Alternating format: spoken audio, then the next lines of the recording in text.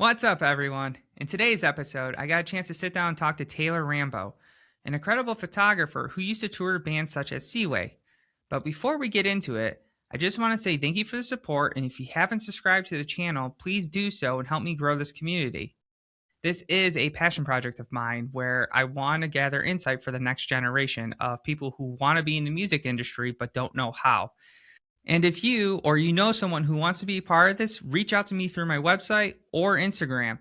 I would love to have you on. And without any further ado, let's get into it. All right, we're live. What's up, Taylor? What's up? How you doing? Hey, about you? Doing good, doing good. Can't complain. I know it's been a minute. The last time I saw you was at your wedding. Yeah. Yeah. Yeah, no, has been a minute, so things have been good since then. Yeah. Awesome to hear. For people who don't know you, you want to introduce yourself a little bit and tell people what you do? Yes, so my name is Taylor Rambo. I am a photographer based in Rochester, New York, primarily doing concert music photography, and been doing that since about 2013, and predominantly from 2014 to 2019. I spent a lot of time on the road touring in that world. So dabbled a little bit in portraiture and weddings as well. That's awesome. Do you remember what first pulled you into photography? I think there had always been a bit of a curiosity on my part. I remember in ninth grade, there was like a film photo class. It was like an elective, and everyone took it because it was easy or whatever. But I genuinely was like, oh, this could be cool. And that doing that class and kind of learning that process. I mean, it was just basic black and white film photography, but that was really exciting. That was really cool, and just being able to express myself creatively in that way kind of like piqued my interest. And there was also I had a friend at the time who had a DSLR, and whenever we'd like all hang out as a group, she'd always be taking pictures, and it kind of like I was like, oh, that's cool. Like, that's something that I could do potentially. And then it led you to it. Yeah, exactly. Yeah. Yeah. I actually wish my high school had an elective like that. We had nothing. So it was, I went to BOCES for building trades and then culinary arts after getting yelled at way too many times in building trades and realizing like, I'm not cut out for this one.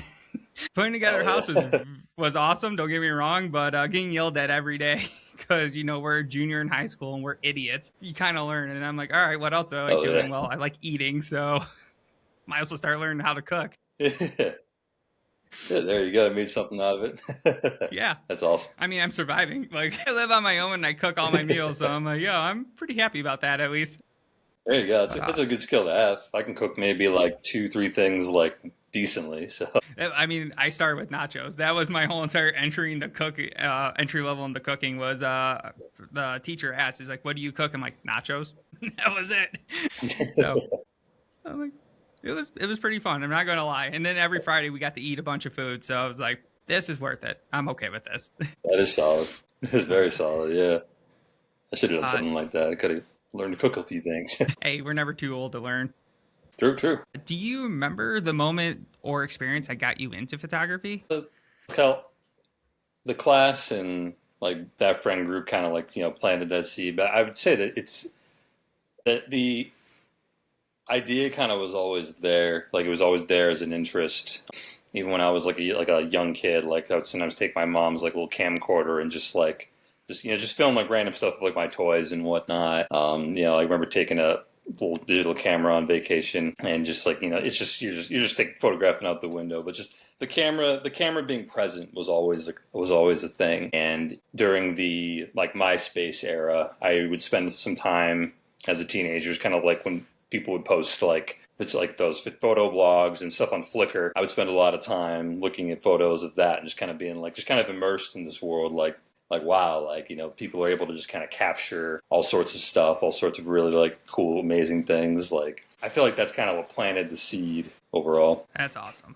Do you remember what you were first shooting on? At first, it was like just like kind of like stuff around the house. I remember I got a DSLR for Christmas one year, and I would just bring it with me wherever, just hanging out with friends, like just like messing around. Like I would just kind of random stuff, just trying to document life at the time. That's awesome. And then what made you go into concert photography? So during these formative years, my like teenage years, I was really into music, big into like the Warped Tour world, Hot Topic bands, like that whole thing. MySpace, of course. So this led me to like playing music. I played bass in a band when I was in high school, played drums in a different project. So this led me to starting to like going to a lot of local shows. Since this was both these passions kind of were coming up around the same time, it felt only natural to like blend the two. Started bringing my camera with me to shows and yeah, I feel like that's kind of how that started. I didn't know that you played instruments at all because I also play bass. So Oh, really? yeah, I played bass, Oh, nice. and Yeah, yeah. yeah, it was. I think I was seventh or eighth grade. I picked up a bass because everyone was playing guitar or drums, and I'm like, well, what's the one thing that nobody else is playing? So I picked up that bass, and then I got serious about it after going to Warped Tour when I was like 15 or 16 for the first time. I'm like, I want to do that. Oh, yeah. And yeah, then it went down the rabbit hole. That's how it starts, honestly. Yeah. You just kind of, because I But started playing guitar and then just like I want to learn drums and I want to. Fun fact: the whole reason I even started playing bass in said band was because I was supposed to play guitar originally and I wasn't very good. Like I could do some power chords, but I couldn't like do the things I needed to do. So like, hey, why don't you play bass? I'm like, sure. I like how that's usually how it happens for most people. It's just like, yeah, I'll just pick up a bass. It's easier. I'm not gonna lie, it is easier. Yeah, Yeah, absolutely. Yeah, especially that I that level. yeah, I mean, I can't play guitar. Like my hands don't get to those angles that musicians can do for guitars. I'm like, I can't do it with my hands. They cramp up so quick. Yeah, really is a whole other animal. So I'm envious of those that can really just shred. I always wanted to be Yeah. that kind of person, but that's just not me. Yeah, I am the one that wanted the shred, and then I'm just like, how about just doing energy stuff? When I play, I usually go way too hard. There you go. Yeah, that's what it's all about, though. You gotta bring the passion, gotta bring the vibes. Yeah, I mean, everyone has a certain element into a band, and mine was just being a crazy idiot on stage or in band practice for most people. But yeah. Do you remember the first show you ever shot? It was probably one of the local ones I went to. Like I said, I was going to local shows all the time, usually at Penny Arcade, rest in peace. Water Oh my Street. god. Like there used to be a local festival they did every year called Rage Fest, Rage Fest? which was a lot of fun. Yeah, yeah. Oh, But I remember like yeah, my band played one year, and I remember I spent the rest of the day just running around with the camera, and it was all like local bands, but they had like they had the lights on. It felt like a real big thing, despite being yeah. a local fest. Yeah, I remember because Scott was in, I think it was Scarletta at the time, maybe. I can't remember. He was in a Oh, I few remember that's bands, the name I haven't heard in a long time. and he was at it for one of the years. But I also remember Ice Nine Kills was there. And this is when like Ice Nine Kills just released Yeah, their EP. yeah, And that I was that incarnation. I know exactly what you're talking Yes. about. Yep. Dude, that was awesome because I also have a video off of my NV2 of Scott trying to stage dive off the main stage. Like he somehow got backstage during their set and just ran and jumped and somehow leaped over the barricade into the crowd. And I don't know if There you anyone go. caught him, but you couldn't see that part. You just see him jumping over the barricade and then disappear in the blackness. I'm like, oh, that's awesome. Yeah, that's quite a distance to clear. I'm glad he was able to at least make it that far. Yeah, I'm actually impressed by it because I think it was last year, maybe 2 years ago, when I finally got a chance to shoot there because, it was Funkin' Waffles for a while and then it was nothing and now it's back. And now I got a chance to really see that gap. And I'm like, I can't make that. Yeah, it's considerable for a jump like that. Yeah, no. But what about shooting live music hooked you? It was honestly, I mean, just the passion, the energy, just being around all of that chaos, for lack of a better word. Like, just I love being a part of it. I love photograph. You should be able to document and capture those moments, whether it was the crowd itself or the bands on stage, just kind of giving it their all. Like, there's such an energy. And I think anyone who goes to shows agrees and knows what I'm talking about. There's just this energy. There's just this vibe that is unmatched, and just being able to capture that, being able to like freeze those moments in time was such a cool thing for me. Yeah, that's exactly the reason why I got into it. I love concerts. I love that energy and being a part of it. And, eventually realizing, not going to be a musician for a living or doing that for a living. I'm like, well, I got to find something else creative. Never. I hate getting photos taken of me. My Facebook photo is still from 2011. So I it feel was that just, 100%. yeah. So I was just like, for some reason why I just had the idea of picking up a camera and I messaged Sam Reed. Do you know her? She was I a do, concert yes, yes. photographer out of It Buffalo. was great Yeah, work. yeah, oh yeah, yeah. She's in Philly now, and I remember messaging her like 10,000 questions, and eventually just bought a Rebel T8i. It was the only thing in stock, so it was either that or wait a month, and I'm Right. not waiting a month, so I picked that up, and yeah, just started Yeah. shooting random like nature stuff, and I'm like, well, I want to get back into concerts somehow, and eventually upgrade everything so I can shoot concerts. Yeah, yeah. Yeah. That's solid though. It's infectious. You just like, once you're in it, you're just like, I need more of this. Yeah. And then I also do think like the 3 songs, 10 minutes, that pressure really ignites me in a way too, where I'm just like, all right, I got 3 songs or 10 minutes. Let's do this. Yeah, like you're on. You're like that's your set allotted time. You just gotta lock in and go. Yeah. Yeah.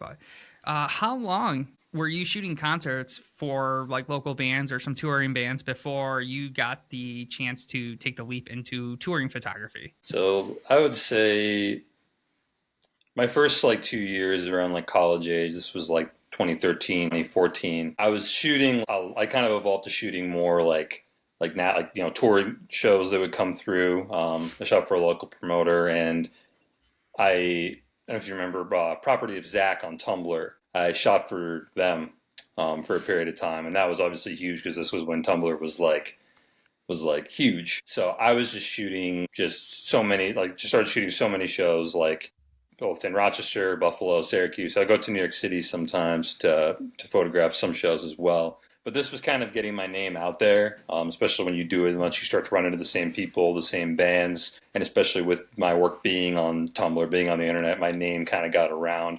And I think it got in front. It started getting in front of the right people who were like were interested in my work and were also looking for people to work with. Most notably, this was how I kind of came in contact with this band from Buffalo, and they were called Head North, who kind of gave me my first real like chance at that. Same goes for how I met Kevin Mahoney, a Rochester local, hit the lights, plays in Joywave now. He's the man, and that was also the beginning of my working relationship with Seaway, who I owe the world to because they took me out a lot as well. Wait, Seaway was one of the damn. I did not know that because I remember seeing Seaway at Montage, like I think it was like 2018, 2019, and it's because I won tickets. I was going to go anyways and just buy tickets at the door, but I randomly won tickets. I was like, oh, sweet. Well, there you go. That's That's awesome. pretty There you cool. go. Do you remember your first tour at all? So I did during that time. I did a couple like DIY runs. I had a friend at the time who was in a band. He booked this little East Coast run. We used my car, which was not a van. It was like a CRV. Packed everything in there, just did that. Did the DIY thing. There was this band called Hideout that was from Rochester. I did a week with them. But my first like full U.S. like proper tour as a photographer was with Head North. They opened for it was Have Mercy, You, Me, and Everyone We Know, and Weatherbox. That was the package, and they brought me out on that to do photography. And that was my first time doing a full U.S. tour. First time going out on the West Coast, California and all that. So that was a really cool opportunity. That was the first proper tour, I'd say. Now, do you remember anything from that tour that you're like, this is surprising, or just insights that you're like, oh, I need to learn this? I would say my biggest takeaway, and honestly, I would say this is something that I think registered not initially, but kind of later on, but was that touring's obviously it's super fun. It's you're seeing the country, you're hanging out with cool people, you're partying, all that stuff. But at the end of the day, it's a job. It's a fun job. It's a cool job. It's different, but at the end of the day, like it is a job. Like you're there to do something. Everyone's there to do something. You're all kind of working towards a common goal. And while it's good to have fun, you got to come back to like the seriousness of the professionalism of that at the end of the day, because it is very much like a job in a way. Yeah, I could see that because it's like you said, you're there to do a job, and for your job, it is to capture the moment, get the edits done, and make sure that they're ready to get posted the following morning. Which it could be a long night depending on some of the shows. Oh yes, and there were many that were. Now, what did the typical day look like on tour for you? So typically wake up like early-ish, depending on the drive, but it was never enough sleep. You always woke up like and just get to the van, start driving. Usually you'd stop for breakfast. Usually it was a McDonald's or something like that. It was never anything crazy. And you're just driving for most of the morning. This is usually when I would try to sleep a little in the van, which can be very hit or miss depending on the situation there. But um, once you got once we got to the venue, I would usually help everybody unload everything and go on a like kind of go on like a walk around the venue, just kind of getting a feel for like just like not only just like the vibes and just kind of like what it's like, but also like what are some good points I could try to shoot from, what are some good angles, things of that nature, what is the production looking like type thing. So then afterwards, usually try to eat something either with the buyout or if there was catering. And then from that until showtime, I would just usually try to hang out in the green room around the band in case they were, some moments came up for content or anything like that. Usually people were kind of just sitting around on their phones, but, I tried to stay present just in case something came up. Then showtime, shoot the sets. Immediately afterwards, I would go to the green room and start loading and editing. Unless I was shooting for someone else on the tour, there was a couple where shooting for multiple bands. So I'd have to do that. But once I was done there, I'd just try to either get the edits done or at least get a good chunk of it done before the end of the night, so that at least I could get a head start on that. After the show, help with loadout, help with like loading out the gear and whatnot. I head to the van and then go to where we were staying, a hotel, someone's house, or if it was a drive, do that. If I had to finish up any editing, I'd try to get that done, and then finally go to sleep. It sounds fun, but it also sounds like just nonstop work. Like you are technically like on the job 24/7. Absolutely. You're on in a way at all Yeah. times. Some people can thrive off that energy. I don't think I'm one of those people, but it took me a while to figure that out. Now, did you ever do a tour where they had production for the whole tour, or was it always kind of house lights and whatever you had? For the most part, it was the house lights. Sometimes I remember a couple runs with like Seaway. They were always a support band, or usually the support band. And the headliner would let them use a couple lights for their set. Never anything super extravagant, but something better than the usual house lights. But usually it was just whatever the venue was going to throw at you. Yeah, just enough to tease the crowd and also allow you to get some cool shots, kind of thing. Yeah. It wasn't as common, but it was cool whenever that did happen because I'm like, yes, finally something I can different to work with there. Yeah, I've kind of noticed that more with I think it was Devil Wears Prada a few years back. It was like them, North Lane, Alpha Wolf, and I don't know how the touring package worked with the lighting, but Alpha Wolf had a little bit of lights. North Lane had pretty much like 80% of the lights, and then Prada had everything. So it was kind of like everyone got a little bit of the lighting package, and I thought that was cool. That is solid, yeah. I'm sure the bands love it. It makes for a more interesting show. Makes for good content. And it puts the tease with the crowd where you see all the production, and I'm a production nerd and lighting design, all that stuff, and I'm just like, you get the chance to see a little bit of it. I'm like, oh, I can't wait for the next band to see a little bit more, and then eventually you get to see the full thing. I'm just like, Jesus, this is awesome. Yeah, exactly what you mean. Yeah, it is cool to kind of see you're standing there, you're seeing all the lights, you're like, oh, that's gonna look so sick, and slowly gets reduced, and at the end of the night, you're like, oh man, that's sick. Yep. Especially when the last bands will use LED walls and you finally see all that. I'm like, yeah, this is sick. Yes. Yeah, that's always awesome. But when you were on tour as a photographer and I think a videographer at times / content creator in general, how demanding was the role? Demanding in the sense, like I was saying a minute ago, that you're always on in a way. And even if you're not actively shooting, you got to try to be observant. You got to kind of be tuned into what's going on around you, and this can be exhausting, especially when you're already exhausted. You're on tour, you're not eating the best, you're not sleeping the best, you're up late, so you're already kind of usually half awake, but then you're still kind of you're still on. You don't really truly get a moment to kind of just fully those moments do happen, but they're few and far between. So I do think there is a bit of that pressure to be always on, always looking for something, the next shot, the next piece of content, whatever it be. Yeah, I mean, I could totally see that where you have your go-to shots, but you can't always shoot the go-to shots every single show because eventually the content becomes stale in a way where you gotta get creative and look for those angles. Absolutely. Now, did you ever have an oh crap moment? I feel like I've had several throughout the year that kind of vary vary in severity. A lot more mild cases I could think when I was out. I was at Riot Fest with Dangerous Summer, and I had my drone with me, and I really was like, I want to try to get a cool drone shot of the crowd, like towards the end of their set, because vocal stage it goes out to the crowd. I ran backstage towards the end of the set just to find that despite I don't know how this happened exactly, but my battery was not charged at all. No, there's nowhere to charge it. So I'm like, all right, I guess I just got to forego that shot. It was more of like that's a bummer type thing. It wasn't super critical. There was one time in Toronto, I was running around on stage shooting a set, and I ran into the side of it was like some kind of LED screen, and I actually cut my head like right here. So like I'm like sitting inside of the stage, just like blood's like pouring out of me, and I'm like I'm supposed to be shooting. I gotta like one of the guys had to like bandage me up really quick, and I had to run out and just finish the rest of the set. That was pretty rough. I think the worst was probably when I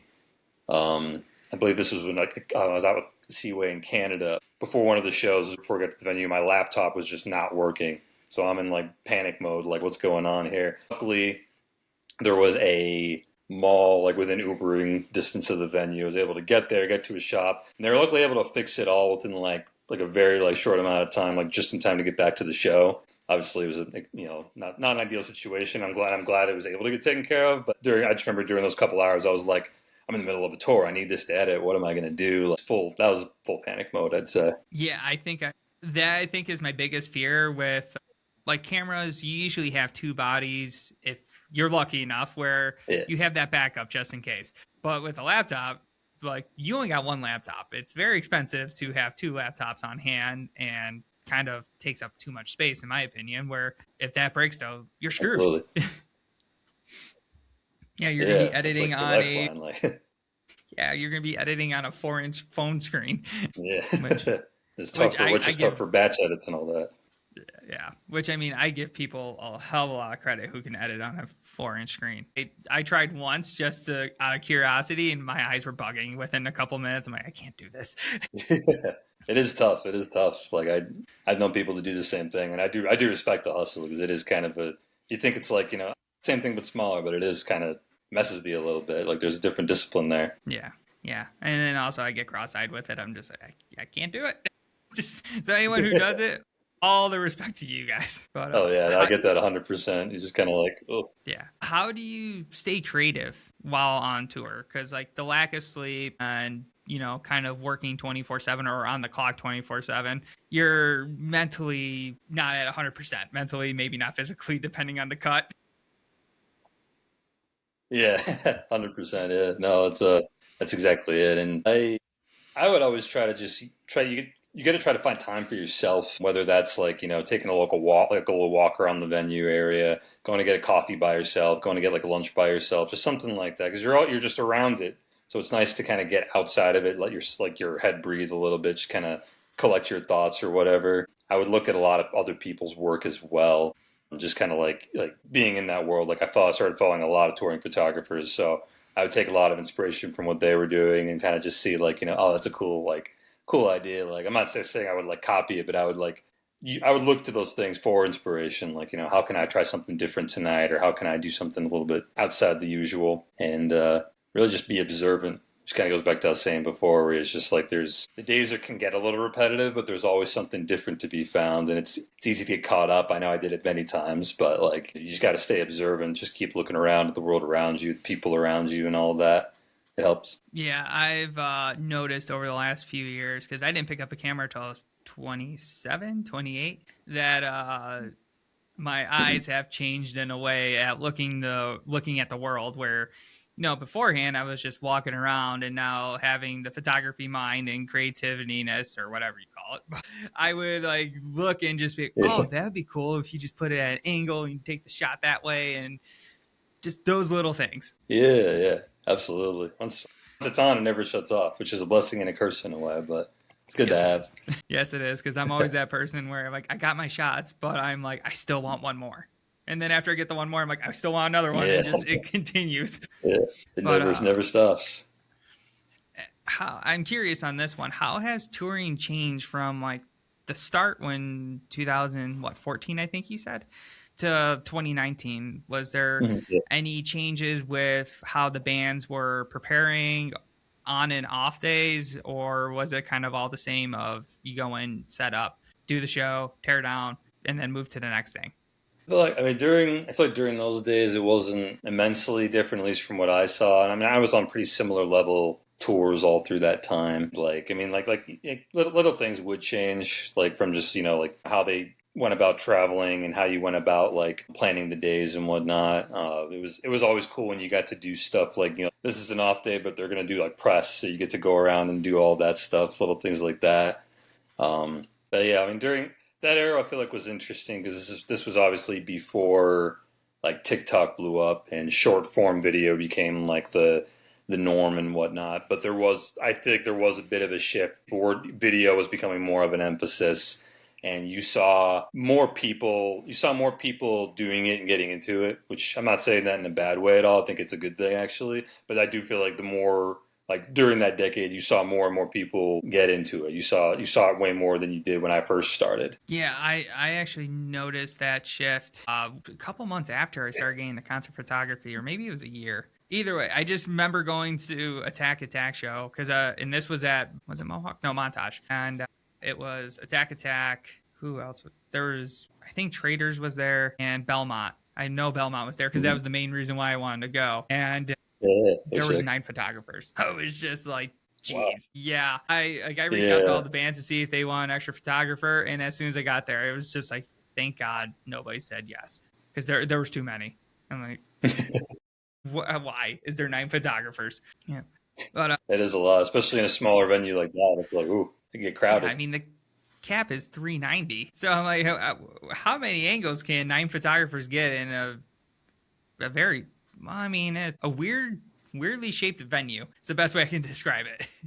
The out there is a little out there for sure. Now, when you are preparing for a shoot, what does your preparation look like? Nothing's like too intensive. I just try to do a little light research on the venue and the band itself, just to kind of get an idea of like the brand, their vibe.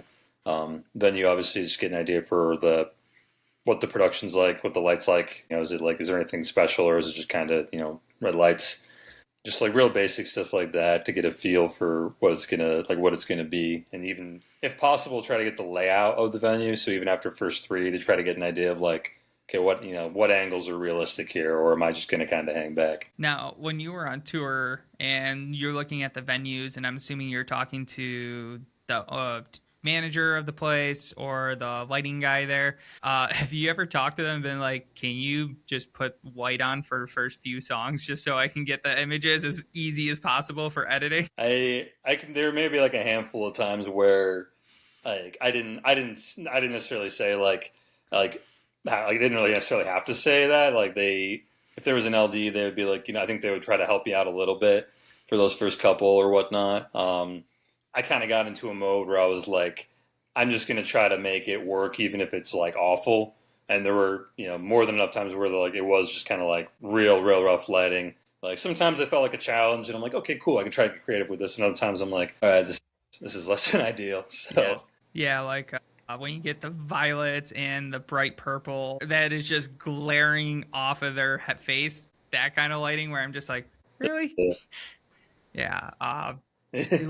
It was Census Fail. It really looks right. And yeah, it was Census Fail and Story of the Year was the show I applied for, and didn't get it, and I was bummed out. But I'm like, I still have a ticket. I'm going. And as soon as the lighting came on for Census Fail, it was all that. The whole entire show was the reds, the blues, the violets. That is just glaring like that highlight, just bouncing off of all their heads. I'm like, I'm glad I don't have to. I was so happy I was not shooting the show because I'm like, I get to enjoy this and I'm not going to have to spend hours editing a photo. Yeah.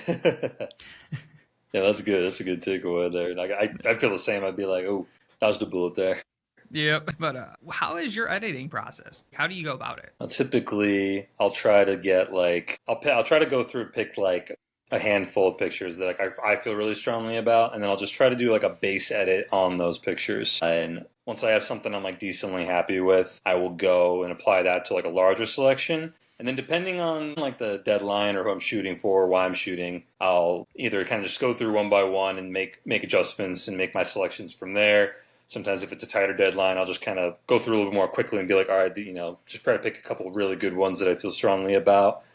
But with the bass edit, it's usually, especially doing like shows and concerts, they're usually like just, I mean, the lighting changes, but it's very like, minuscule. You can kind of make those adjustments rather quickly. So I'll just try to do that usually. Yeah, I appreciate a good lighting design person who understands. All right, let's have white on the band facing them, and then like color coming off of the back, so you can get those really cool shots. Because cool edits, cool shots is better content than garbage lighting and black and white photos all the time. Yeah. If you can't fix it. Yes, no, absolutely. Absolutely. Yeah. Makes it a lot easier. Yeah. Did I see you? This was like 2 years ago was it Newfound Glory with Sincere Engineer at Riverworks? Yeah, Were you yeah. I do remember that show. Yeah, yeah. Yeah, I remember the LD for Sincere Engineer was one of the house guys, actually, one of my friends, and I thought he did a really good job. And then I just remember Newfound coming on stage, and I had to adjust everything because all the lights were to 100, and it was so bright inside of Oh yeah. 3,000 cap venue. I was like, my ISO was at 100, like it was that bright. I remember that. I was like, geez. Yeah, the production on that was really cool, and I remember Sincere having a good light. Yeah. It wasn't like anything crazy. It was just really good lighting. And it was, I don't know, they're actually one of my favorite bands that have been up and coming. I saw them last year with Bayside, and I'll see them Saturday with Motion City and Say Anything. Oh yeah, yeah, I saw the Yeah. shows coming through. Oh, yeah. But are you still touring on the road, or are you kind of more just strictly home based? Definitely more home based now. I'm very glad I got to do it. It was cool. I'm like, I'm much older now. Can't deal with it the way that I used to. So, and I will say this: that people say all the time, like, touring is not for everyone. It's a big mental load, and I didn't believe them for the longest time. I feel like towards the end of that run, I felt like I understood that, because mentally I was just really like just in the gutter, and getting away from that life in that world for a while was something that I needed way more than I'd realized. So yeah, it's in a good way. There's things I do miss about it, but ultimately, it's nice to have sleep in my own bed, shower routine, and all of that intact. Yeah, not sleeping at a Walmart or a Planet Fitness and then going to use their facilities to shower. And yeah, I could totally understand that. But do you remember your last it's tour? Fun if those gets old after a while. Last tour would have been, I did, Dangerous Summer did like a 10-year for Reach for the Sun, I think the album was. And I couldn't do the full tour, but they had me out for like the first week. So I think it was only like 5-6 days. That was technically my last this was right before, this was like 2019, right before 2020 and COVID and all of that. So, but that was the last tour that I did, just that short little run with them. And it was fun. It was just a quick little run. Yeah, I feel like if I was ever, because I would love to go and be on tour and do all that, but I feel like the week runs are better, or 2 week runs. I can do that. I don't know if I could be on tour for 2 to 3 months at a time.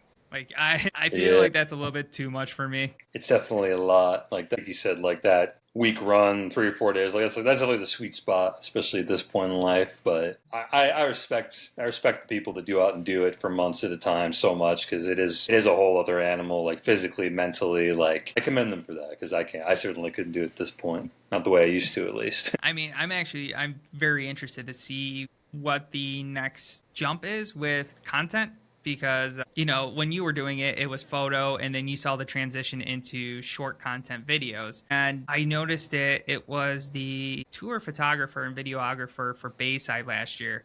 And I've never seen a guy bust his ass as much as he was running around. He had their phones doing all live content stuff for social media, taking photos, doing video. Like he had multiple camera setups all around him and just shooting everything every night. And I got to talk to him a little bit and did not realize that he was marketing major, and he's in control of all of their social media platforms. And I was just like, I think that might be the next step for people who are tour photographers and videographers, are going to be in control of the social media and kind of become another job of sorts.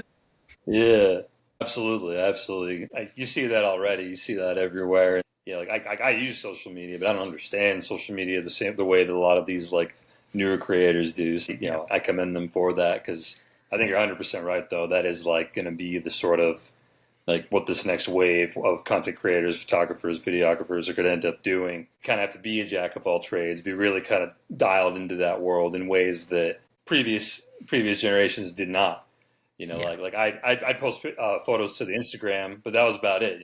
Nowadays, it would be you're doing TikTok, you're doing stories, you're doing all sorts of stuff. Like I could definitely see that for sure. Yeah, I mean, I'm kind of like you, where I did get my degree in marketing with a concentration in social media marketing because I was like, well, if I'm doing this stuff with concerts, I think this was going to be the next leap. And then I finally saw what it would look like, and I'm like, yeah, I do think this is more the next leap. And then also bands like Simple Plan, who are just they're constantly posting reels and shorts and whatnot all over Instagram. I'm assuming TikTok. I don't have it. And Facebook. I just see all their content every single day that they're on tour.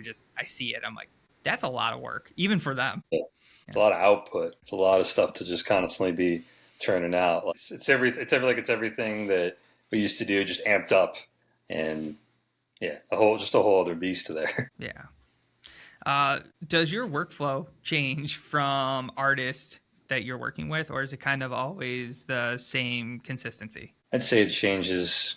It does change based on like the assignment or what I'm doing, what I'm working for, and obviously like the deadline. If there's like a super strict deadline, then I'm very quick, try to be quicker with it. But if it's more lax from just shooting for myself or whatnot, I can really take my time, and then I think that's like sometimes that's nice because you can get a little more creative, and you're not just trying to like just get like cull through the best images out of however many. You can kind of be a little bit more methodical and whatnot. I'd say that like that's what at least I when I switch it up. That's why I switch it up. Yeah. Yeah, I'm kind of the same way where if I'm shooting for an artist, I will make sure like I'll come home, upload the photos to my laptop, take a shower, do all that, and then sit down and edit for a couple hours at least so that they have photos for the next day.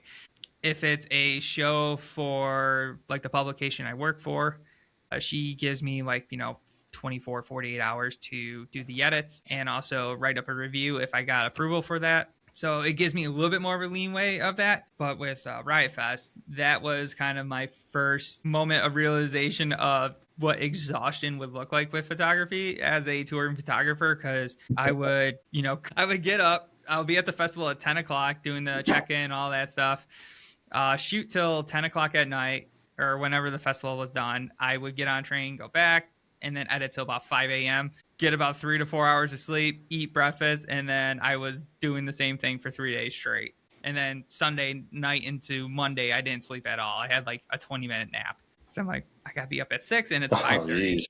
But that was my like Yeah, realization running the of, gauntlet. yeah, I was just like, oh, so this is what that feels like. And it was awakening. I enjoyed it. But when I came home, I definitely slept a lot. But yeah, I'm sure that was just out cold. But Oh yeah. Yeah, when I got home, I remember eating, I forgot a sub or something, so I was so tired I couldn't even make food, so I just ordered it and then I fell asleep eating half of it, just like I'm done. Lights out for about 12, 13 hours. But oh, yeah, fully understandable. yeah. So for since you've been doing photography for now, what, almost, I don't want to age you, but like 14, 15 years. Oh What yeah, no, a it's been a while.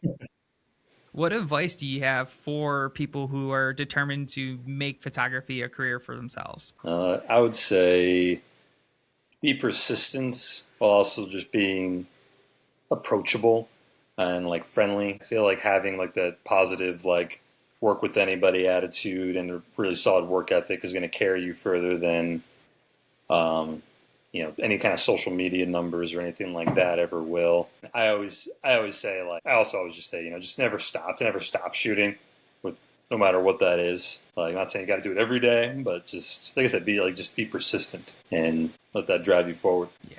Yeah, that is very true. And you also gotta just have fun. I think that's a big thing. Like True, yeah. if people see that you're having fun and you take it seriously, but not too seriously, like you see me in the pit sometimes just kind of dancing to whatever song being just, and I can't dance. I'm a white guy with two left feet. I can't dance. I will admit to that, but I will just be kind of just doing something stupid, just trying to break the stress or tension that other photographers or showgoers are just, they're amped up, right, ready for the main act to come out. And I'm just like, yeah, I'm just gonna do this and just have fun, sing along. Yeah. Yeah, that's definitely an important piece of it, being able to enjoy it. You're working as a professional, but you are still able to enjoy it as a fan. That brings an element to the work that I think is unrivaled. Now, do you have any advice for newcomers who are interested in picking up a camera? I'd say, like I said, just keep shooting and kind of like what you were saying, like have fun with it and shoot the thing. Just shoot the things that you like. Kind of go towards what you're drawn to, what you're gravitating towards, because that passion, that excitement's going to show through. And yeah, like you said, like that's the most important part of it, being able to have fun and be passionate about what you're doing. Yeah, I agree with that. And then also, I just pick up a camera. If you're interested in it, just pick one up. Like, it could even be your phone and just kind of get creative with that. Yeah, Or, it doesn't matter how good your first camera is, it is a tool to help you learn it. So just like you said, have fun and always shoot. yeah, absolutely, Now, absolutely. now with technology changing and AI becoming more prominent in photography, what do you think of it? I'm not a big fan of AI in any real form, though I do concede that has applications that I think can be useful. I use the little AI like Lightroom tool that basically does like the clone stamp and all of that. I use that frequently because it is a lot easier doing that than having to open it up in Photoshop or mess around with those tools. Like, so I do see that application, how it could be helpful in a shortcut, but outside from that, I don't. Not a big fan of AI in any real form or what it's doing or the implications, though I can see that it can be useful in certain applications. Yeah, I am more on that level. Like, I understand where there's photographers who can get super creative with it, and good for them, but I am more the creativity that comes from us as humans, where you might get a certain angle of a shot that you like, or a different lens, something. I am more towards that. But when it comes to editing, yes, I will admit I use denoise sometimes if it calls for it. I will also, like you said, use the Oh yeah, clone or the remover to get rid of water bottles because they annoy me in concert photography, where I'm like, here's an awesome shot, and then there is the water bottle right there, and I'm just like, I need to get rid of it. it's always the Yeah, so water I bottles.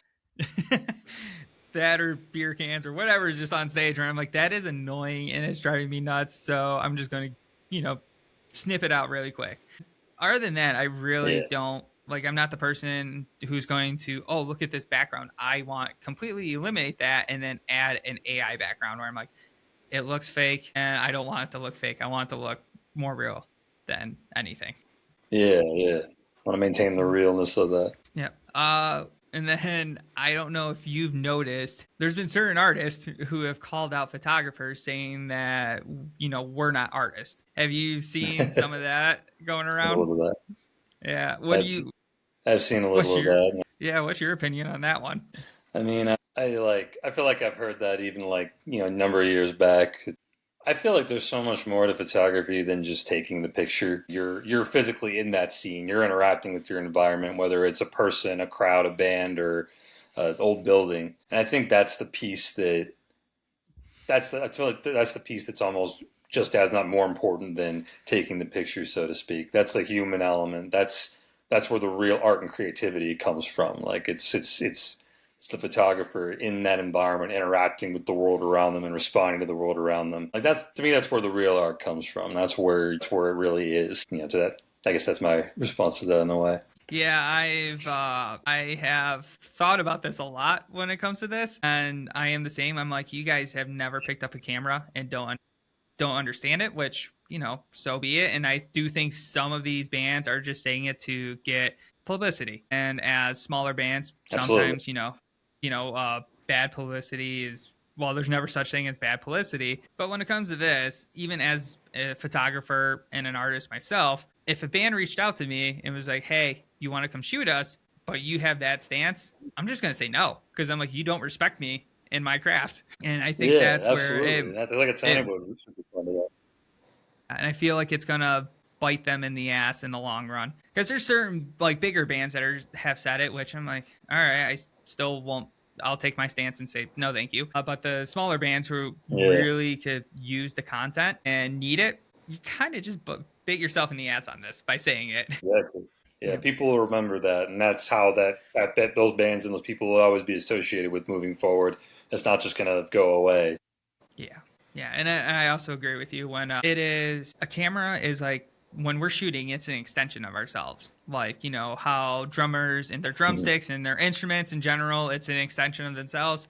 This is our version of it. And that's why I'm just like, that's creativity right there. So saying we're not artists is just stupid. Yeah, absolutely. But what creativity Uh, excites you now?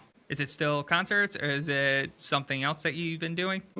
it is. I mean, I still go to a lot of shows, mostly as a fan, but I've been going more to shoot again. But aside from that, I'm trying to shoot on more film, just trying to get more into that discipline and that side of things. Just been trying to read like a lot of photo books, look at more other different kinds of work, other different kinds of photography work. Just trying to find inspiration in like every little thing, every little corner that I can. Because I feel like, especially in this world with AI, there's a lot of just slop out there. So I'm trying Yep. to find like things that do incite that creativity. Yeah. I give you a lot of credit because I would like to pick up a camera, like a film camera, but I have no clue where to start or anything about it. And I'm just like, yeah, that's a whole other beast that I don't know if I could learn in time or even feel comfortable enough to bring it to a show. Because like your ISO is Yeah, all within, yeah. So like, how do you take a guess at that? Where like certain, like my ISO with my digital camera is usually set around 6400, and it shoots perfect. hmm But with with film, say like the Newfound Glory show, like how do you go about that? Where it's like I have film in here that's set to just say like 4000 ISO, and I can't even take shots of this. yeah, yeah. Oh, It is a whole other animal in that sense. One that I'm still navigating, especially in that world. But it does kind of get you to, at least for me, it gets you to like slow down and think about things and go a little slower and take more of those things into account. Sometimes the role doesn't come out great, but I think that's part of the process. It's part of the yeah. learning process in a way. Yeah. No, I can actually see that too, where it's like concerts are such a fast paced environment. And with film, it's like you have to slow it down, like you said, because you technically get like one shot. It isn't like, Yeah, with our mirrorless cameras where you can just, put the shutter down and you got 30 shots in 5 seconds or something like that. This is you got one yeah, the shot. So rapid you gotta fire. make it count. Yeah. But is there any projects or styles or ideas that you're currently working on besides using film? Yeah, but so like I said, doing some film, trying to do more film stuff, trying to do more personal work, just like projects that are just not for necessarily for anybody but me. For my job right now, I drive around a lot. What I started doing was taking one of my like it's like a smaller like a point and shoot basically. Because I see all sorts of just random weird stuff, and I've started documenting that, and I'm trying to turn that into a series of just kind of like the random stuff I find just driving around and whatnot. And that's kind of what I'm trying to do more moving forward, because I feel like I neglected the personal projects aspect for so many years, so now I'm trying to get more into that. Yeah, I get that because I am the same. Like when I first started shooting, it was always nature shots.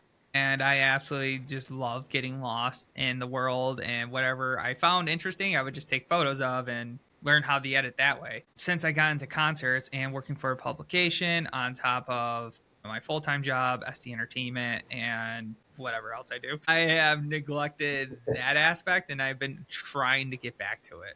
It's just, I haven't found time. I'm like, I Yeah. need to make time. So I think either in this next couple of weeks or the summer, I'm going to be, or a month or so, I'm going to be really looking at my schedule and really prioritizing at least like one day every week or every other week where I just grab my camera and I just go. Yeah, that balance is important. I'd say. Is there like a certain thing you have in mind you want to do, or you just want to try to do more project for yourself type thing? Project for myself. Like I love the concept of getting lost in the world. And so that could lead me to the city, that could lead me to, in the middle of nowhere in some woods and just finding something interesting to take a shot of. That could also be, meeting strangers who, if they're down for it, to take a photo in the city somewhere. or hiking, whatever. Something interesting where I'm like, all right, it'd be Yeah. cool, I think. Just kind of go back to the roots. Yeah. I like that though. That sounds like it'll be really cool. Yeah. Is there any, besides shooting concerts, is there something that like you wish that you can get into more with photography? I'd say I've done like a little more like portraiture back in the day, but not as much down the line. Would like to try to get back into that because I feel like I've learned a lot. I feel like there's things I could apply to that now that I didn't have before. So I'd say maybe just more portraiture, just trying to be more like try to get people to like more natural with people and things like that. Yeah.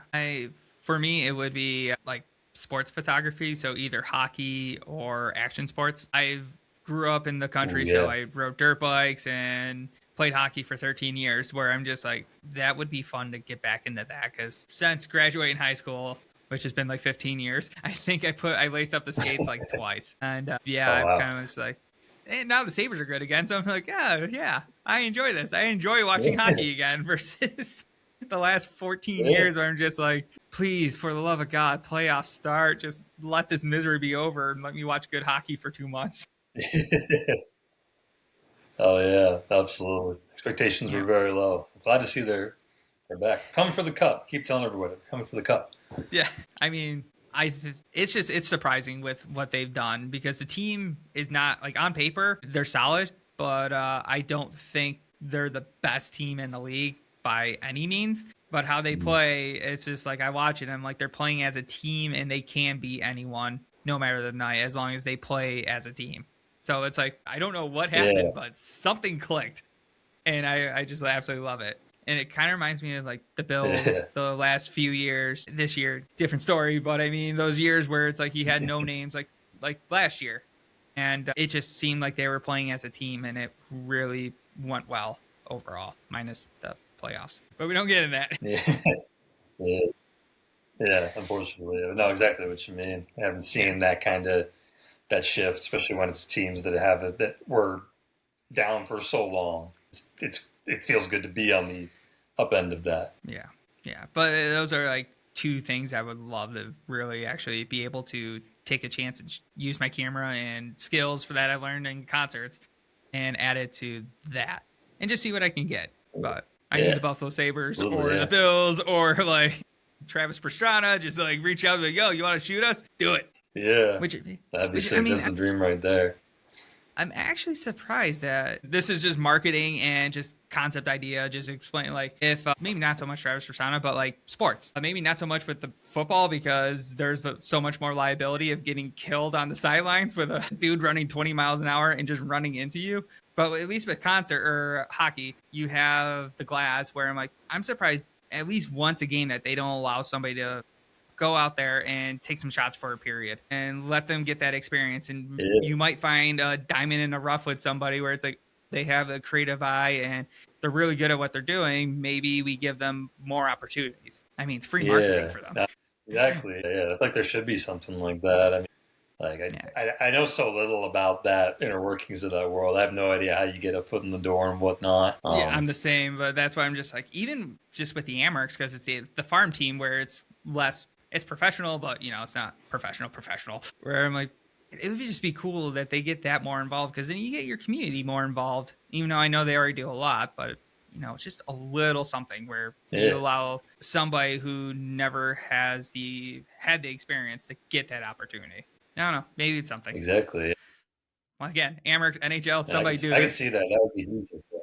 Yeah, somebody does need to do this. That's a huge Yes. opportunity just waiting to happen for somebody. There's no downside. Yeah, yeah.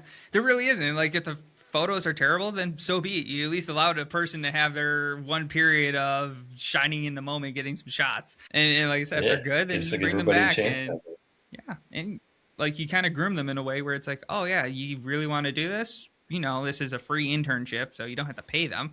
They learn, and maybe Yeah, eventually that they can actually go shoot for either college teams or somewhere else and grow. Gives them the start. yeah, Yeah, absolutely. Yeah, that's somebody should do something like that. I feel like it's yeah, a big opportunity. yeah. I always have fun with this part because I know we're getting towards the end of it. I always love doing rapid fires with photographers, especially because we Okay. all have our little things, our niche. But Yeah.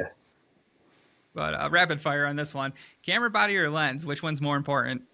I'd say a lens. You go pretty far with a solid lens. So Yeah, yeah. Unless it's concerts. That's I think the one time I might take a body over a lens, that's and that true. might be the Yeah, I only can see time. that for But sure. every other time, I will say lens over body. Yeah. I feel What's like your even like a favorite lens? solid lens on like a less solid body, you can still get something out of that. Yeah, Something a little different. yeah. I mean, yes, to that I will agree to it. I've also seen people where it's the other way, where they have like an f4 lens, like the standard 24 to 105 f4 with a mirrorless body that can handle higher ISO. And I don't know if maybe it's their editing style or what, but it seems like the photos are a little bit cleaner.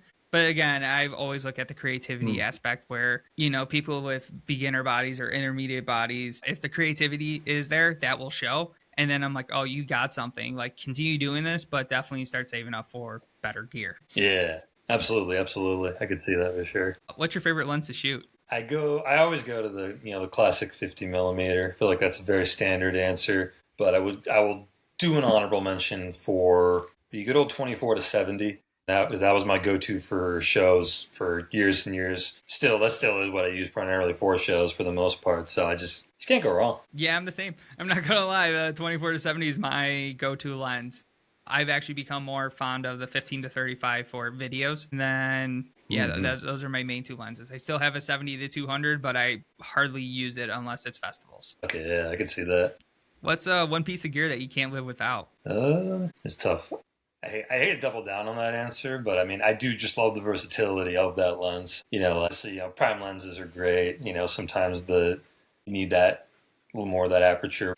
Versatility of 24 to 70, I'll use that for shows. I'll use that for weddings. I'll use that for certain portrait environments. Like, it's just, I need that. Yeah, no, I totally get it.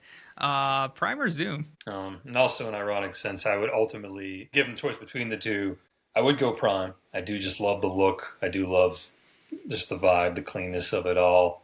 If it's an opportunity we can use a prime, I feel like you got to use the prime. I've only used a prime once or twice, and yes, the shots were a little bit better, but I will take the 2.8 with versatility all day long. But I mean, That's yes, definitely a strength for sure. but I mean, you also have to be able to afford it because a 50 1.8 is a hell of a lot cheaper than a 24 to 70 2.8 or a 24 to 105 2.8 from Canon because that's $3,300. Yeah, absolutely. It's like it is Big difference it's the there. dream lens. That's my dream lens right there is 24 to 105 f2.8.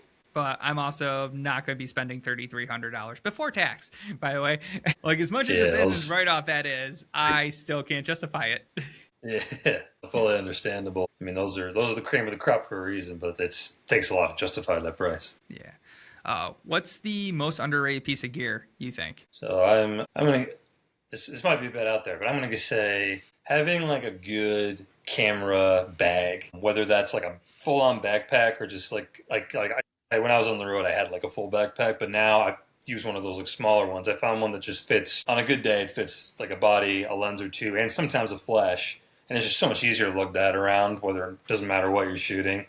So I feel like having just a good, real solid bag that's like good quality, fit everything in there, like that's like that'll carry you. I've never thought about that. You actually have to send me the link after this because I've been looking for a body or a bag to put in front of me or something behind me that's much smaller than the book bag where I can have, the 24 to 70 and then a 15 to 35 in the body in there. Something where I'm like, okay, but I have had zero luck finding one. It is tough. It is tough. We've gone through many a bag during the days. I think an underrated piece of gear too is the SD cards. You can spend a lot of money on them, Oh yeah. and I didn't realize the importance of a good one and average one until I started shooting shows and the uploading or taking the photos and having that speed. It does make a huge difference. Oh yes. Yeah.